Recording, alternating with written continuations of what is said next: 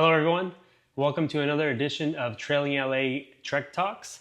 And today we're going to be talking a little bit about gear, right? Gear, What we like bringing on the trail. Well, we like bringing some of our favorite gears that we've used over the past couple of years and upgraded and share that with you. Awesome. So I think first we want to talk about tech. So maybe some tech Trek talks. Yeah, it's a tongue twister. It is.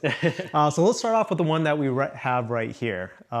So we always, no matter how easy, and if we're doing a 3-mile hike or if we're doing one of our elevated series, we always hike with a walkie-talkie or a radio. Now we do. Yeah. Now we do, right? So we at least carry 2, so each of us have one. Some of our, Trailing LA family also has a couple. Yep. And there's some great benefits, right? One thing as hosts that we love to, or that we try to do, is accommodate everyone's paces, right? Yeah. Some of us are avid quick hikers. Some of us just want to enjoy the view, right? Some of us are trying to hit records.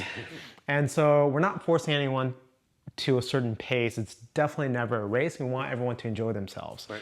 And as such, we usually, either one of us are in the front and in the back, right? And sometimes we switch, but this is really helpful to help us communicate. Yeah, right? so we like to have at least one of us in front, one of us back. That way, one, nobody gets lost. But 2, there's a lot of different trails that can diverge and go into other trails, and maybe it's not the one that we're intending to do that day. So it definitely helps with that communication. Like, hey, there's a fork up in the road, or you want to turn left here, etc. Right? And you actually have a funny story behind that, right? Yeah. So this was our earlier hike, in 2024. I think it was a smaller group of us, maybe like 6 or so. Yeah. And, we all kind of knew each other, knew what we were all capable of doing, right? So we kind of knew, nobody could really get lost, and it wasn't too bad of a trail. But that being said, right, so neither Sam or I were in the front. So we had, a couple other people in the front, and they actually missed the turnoff that we had to go to one of the peaks.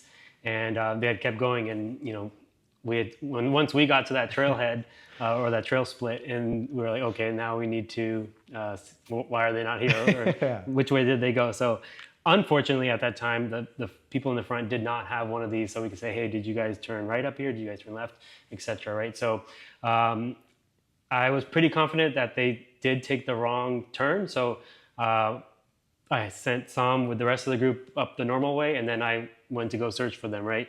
Luckily, in this particular case, there was a trail that was going all across, the side of a mountain for at least like, a mile or so that you can, see. And it wasn't too bushy or anything, so you could kind of see the people that were walking there. So I did see those 2 folks up ahead, and, I first yelled to them, and, I don't think they stopped, and I yelled again, and they heard me.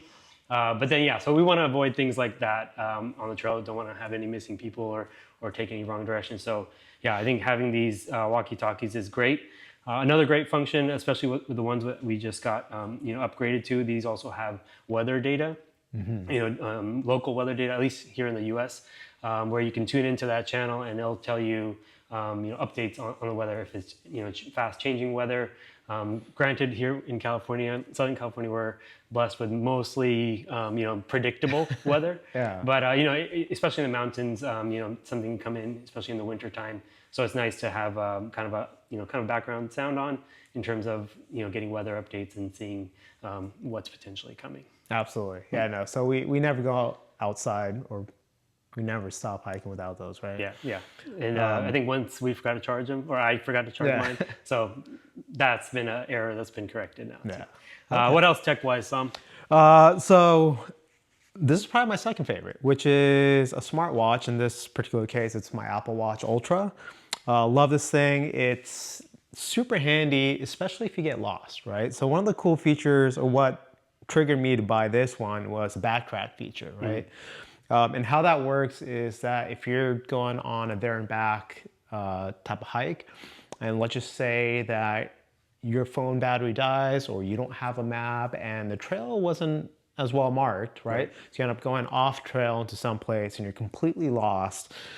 This, well, now it automatically records before you'd have to turn it on. As long as you start a hiking workout, let's say, it should, as long as you're on the latest software, it should kick on the automatic retracing of the steps. Yeah, and so that's exactly what it does, right? Is that if you need to turn back, you turn on the retracing and you literally just follow the arrows or the direction that you came.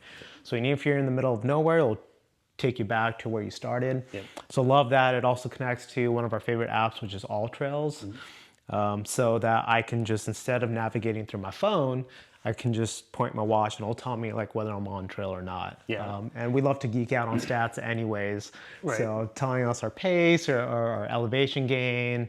So it's a really cool feature. Yeah, and it's not just Apple that does it. You know, there's other brands that do it too. And I think this one also now recently added topography, right? So you can actually, you know, if you know how to read maps, the topography, you know, layout on your physical screen is kind of nice too, right? Because you can see the elevation lines, and you can actually really place yourself on where you actually are, whether it's on that trail or if you're off trail as well. So. Okay, so maybe shifting from tech into some wearables, not tech wearables, but actual clothing. Yeah, I would say, at least for me, my favorite is this Nanopuff right here by Patagonia. I take this on every hike, whether it's summer or winter, unless I need to go for colder gear. What I love about this is, one, it's the perfect balance. I mean, like you said, we're blessed with Southern California weather, so it doesn't get too cold or too hot, at least in most of our hikes. So this one's perfect for like 40 to 60 degree weather. We tend to layer on. So in the mornings when we're either driving at 5:30 in the morning or we're starting a hike at 6:30 in the morning, this is the perfect warmth. It fits nice and tight, has kind of has an inside pocket.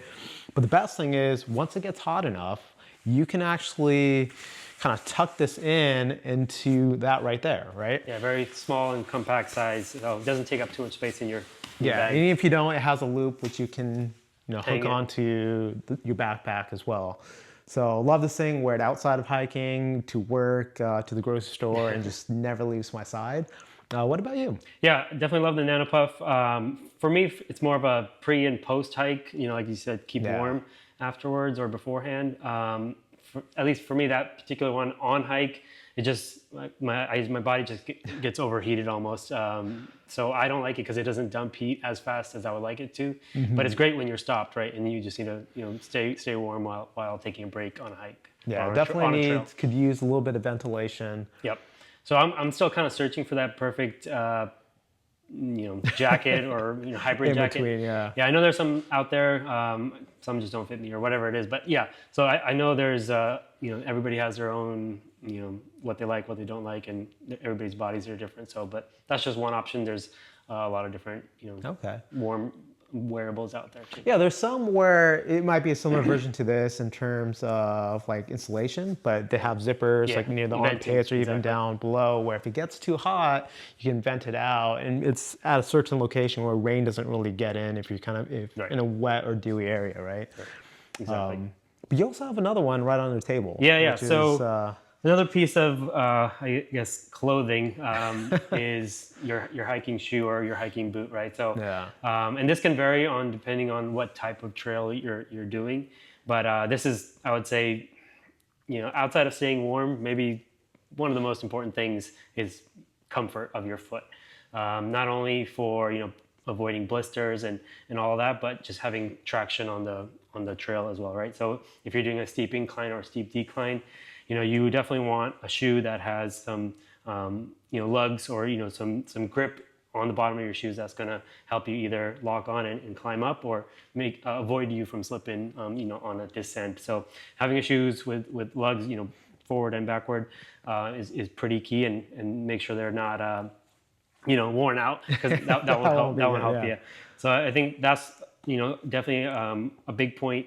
Comfort of the overall shoe, right? It shouldn't be too tight, it shouldn't be too loose. Nice grip at the heel, and then I'm kind of into a barefoot phase in terms of shoes. So that really just means there's a zero drop from heel to toe, so there's no lift one way or another. But also it kind of lets your toes spread out pretty nicely. Lets you kind of actually really use your toes in. So you can actually like full or grip the floor with your toes, which is really helpful, right? One of the huge benefits of having a minimal sole, so it's kind of a minimalist, well, it's not kind of, it is a minimalist, like 4 millimeters to 6 millimeters, is that you have better sensitivity of the floor, right? So if you're someone who doesn't balance well, right, it helps give your body signals as to where you are at in space and adjust accordingly. So we found that we have better balance, better power output, kind of have to get used to feeling the twigs underneath your feet a little bit. Yeah. But if you can deal with that, I mean, for long-term ankle health even, right? Yeah. Because it builds the strength by having a lower top or at least something that's not as rigid up here. Yeah, this is flexible up here, just for more for branch protection or twig Yeah. protection on your ankles. But yeah, no, I mean we'll do a whole deep dive on some of the shoes we like, probably in a later video. But Yeah. high level shoe, and this one also has a little bit of weather protection. So not necessarily if it's like downpour, raining, or walking through streams per se, but just kind of like the smaller, shallower stream crossings, or like light rain, or if you're walking through some grass that's has some morning dew on it. A little bit of weather protection can be nice as well. And then yeah, but going back to like the minimalist thing, right? Everybody's feet are different, so this might not be the right thing for you, but I definitely do like the the flexibility of these shoes that they provide. So Yeah, perfect.